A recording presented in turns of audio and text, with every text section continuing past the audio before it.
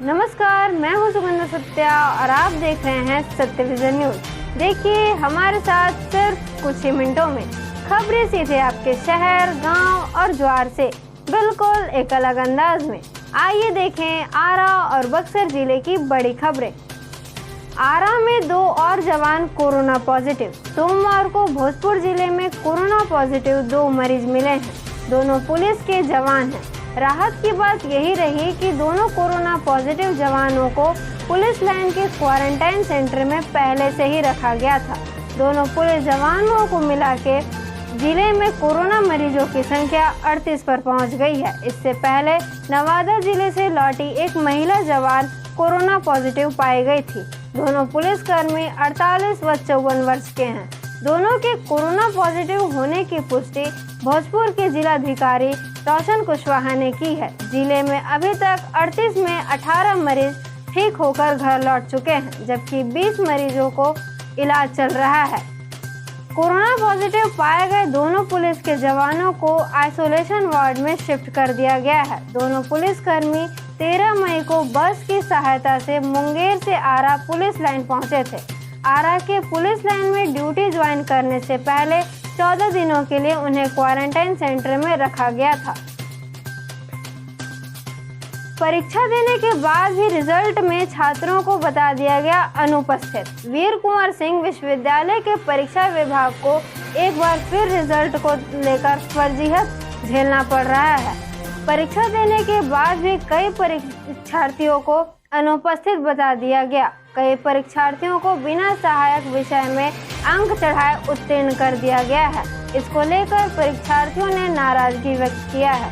कहा कि गलती विश्वविद्यालय करे और उसका हर्जाना हम लोगों को चुकाना पड़ेगा। यह ठीक बात नहीं है। रिजल्ट सुधार के लिए नए कैंपस से लेकर पुराने कैंपस का चक्कर काटना पड़ेगा। इधर बक्सर, रोहतास एवं कैमूर के विद्यार्थियों ने कहा कि त्रुटिपूर्ण रिजल्ट प्रकाशित परीक्षा विभाग के लिए कोई नई बात नहीं है। 2-3 साल से त्रुटिपूर्ण रिजल्ट प्रकाशित करना एक प्रथा बन चुका है, जिसकी वजह से विद्यार्थियों को परेशान होना पड़ता है। लॉकडाउन में स्क्रीन टाइम बढ़ने से बच्चों की आंखें हो रही प्रभावित। लॉकडाउन के दौरान देश के अन्य हिस्सों में रह रहे बच्चों की तरह भोजपुर जिले के भी बच्चे ऑनलाइन क्लासेस के जरिए मोबाइल पर पढ़ना सीख रहे हैं। क्योंकि पिछले 2 महीने से स्कूल बंद है, ऑनलाइन क्लास का प्रचलन इन दिनों काफी ज्यादा हो रहा है। बहुत से घरों में बड़ी टीवी स्क्रीन नहीं है। इस कारण 4 से 6 घंटे तक बच्चों को मोबाइल के छोटे स्क्रीन पर ही चिपकना पड़ता है। टीचर ने क्या बताया, क्या टास्क दिया, एक चीज के लिए बिना पलक झपकाए नजरें गड़ाए रहते हैं। ऐसे में उनकी आंखों पर दुष्प्रभाव पड़ रहा है। नेत्र रोग विशेषज्ञ SK रुंगटा ने कहा कि वर्तमान समय में स्कूल बंद है। बच्चों को इन दिनों ऑनलाइन क्लासेस में शामिल होना पड़ रहा है।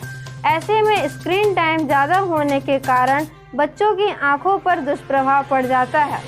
इससे बचने के लिए 20-20 के फॉर्मूले को अपनाना चाहिए। इसका मतलब यह हुआ कि प्रत्येक 20 मिनट के बाद 20 सेकंड के लिए 20 फीट की दूरी की ओर देखना चाहिए।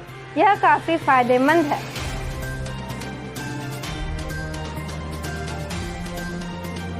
अंगियाओं में प्रवासियों के आने से गांव के लोगों को संक्रमण का डर।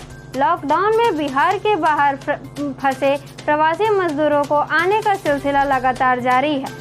सोमवार तक 1500 से ऊपर संख्या पहुंच गई है, जिसमें 1300 प्रवासी मजदूरों को अंगियाओं प्रखंड में बने विभिन्न क्वारंटाइन सेंटरों पर आइसोलेट किया गया है। मेडिकल टीम द्वारा नियमित जांच पर कुछ जरूरी दवाइयां दी जा रही है।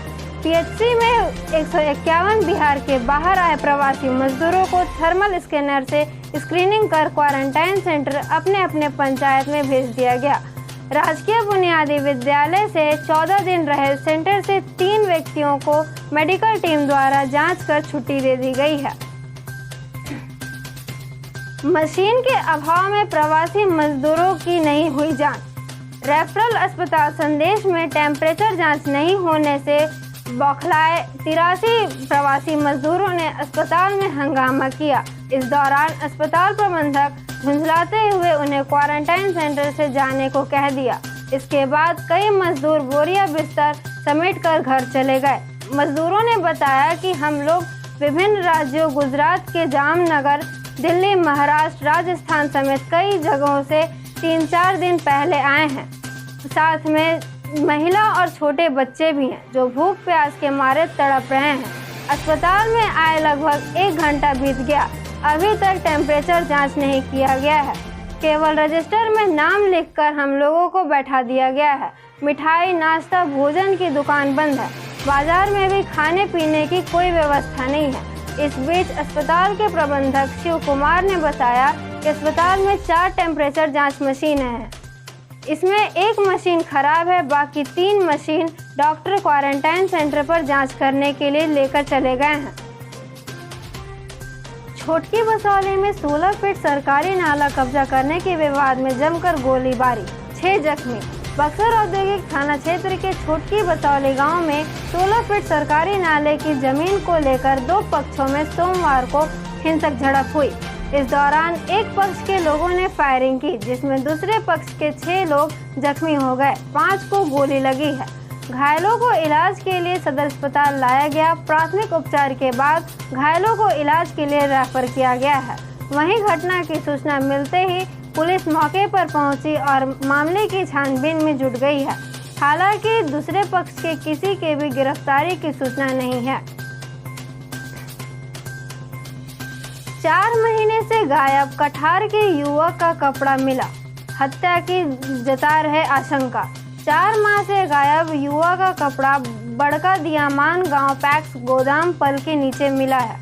इसके बाद परिजनों में हत्या की आशंका बढ़ गई है, जिसके कारण कृष्णा ब्रह्मा थाना में कठार गांव के निवासी गायब युवक प्रिंस कुमार सिंह के पिता रामजीत सिंह ने अज्ञात के खिलाफ हत्या का मामला दर्ज कराया है। इसके साथ ही पुलिस मामले की जांच में जुट गई है। पुलिस सूत्रों की माने तो शनिवार को दियामान गांव के कुछ लोगों ने सूचना दी कि बाजार में पुल के नीचे खून से सना कपड़ा था, जिसके बाद मौके पर थाना अध्यक्ष मनोरंजन प्रसाद राय दल बल के साथ पहुंचे, जहां सामान को जब्त कर थाने में लाया गया। कड़सर के युवा 20 दिनों से प्रवासी मजदूरों को करा रहे भोजन। नवानगर के स्थानीय प्रखंड के कड़सर गांव के युवाओं ने इंसानियत का मिसाल पेश किया है। युवाओं ने आपस में चंदा लगाकर बीते 20 दिनों से प्रवासी मजदूरों को भोजन कराने की व्यवस्था में जुटे रहते हैं। युवाओं को इस पहल से क्षेत्र के लिए चर्चा का विषय बन चुका है। पिछले 20 दिनों से आरा मोहनिया हाईवे से गुजर रहे प्रवासी मजदूरों को सुबह से लेकर शाम तक भोजन कराते रहते हैं। वहीं साइकिल से गुजर रहे प्रवासी मजदूर संध्या भोजन के बाद उनकी विश्राम करने के लिए सुविधा कर रखा है। साथ ही बराबर सैनिटाइजर का छिड़काव कराते रहते हैं। चौगाई प्रखंड के 2 क्वारंटाइन सेंटर्स में लचर व्यवस्था से नाराज प्रवासी मजदूरों का हंगामा।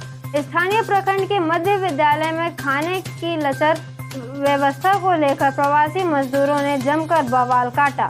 मसरिया मध्य विद्यालय में खाना 2 बजे पहुंचने के कारण यहां पर प्रवासी मजदूरों ने खाना खाने से मना कर दिया। मौके पर मुरार थाना के प्रभारी एसआई साधु शरण यादव सहित टीम पहुंची।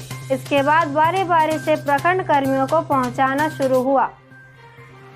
सभी लोगों ने इन प्रवासी मजदूरों को खाने के लिए मिन्नतें की, लेकिन ये प्रवासी मजदूर असमय भोजन आने के कारण खाने को तैयार नहीं हो रहे थे। इन प्रवासी मजदूरों में एक गोलू सिंह ने बताया कि प्रत्येक दिन असमय रात का खाना हम लोगों को मिलता है।